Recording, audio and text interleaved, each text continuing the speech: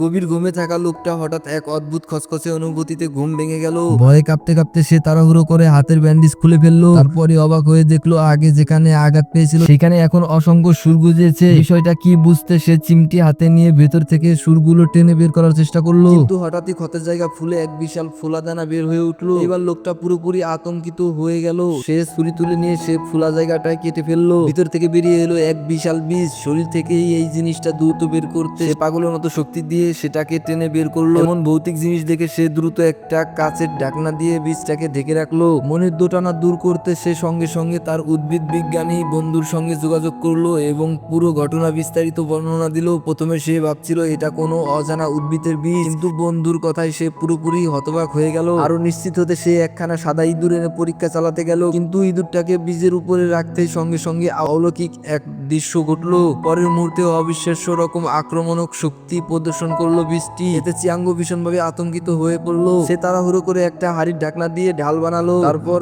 সাবধানে বীজটাকে ফ্রিজে আটকে রাখলো। তার আক্রমণ কতটা সেটা বোঝার জন্য চিয়াঙ্গো আরো বড় প্রাণীর উপর পরীক্ষা চালানোর প্রস্তুত নিল এবং ছেলেকে শিয়াও ভাইকে করার নির্দেশ দিল কোনোভাবে যেন বেসমেন্টে না যায়। সেদিনই দুপুরের ঘটনা কথা সে ভুলে গেল। পাশের বাড়ির লোক শিয়াও ভাই তার গাড়ি ইচ্ছে করে চিয়াঙ্গু গোর বাড়ির সামনে পার্ক করেছিল।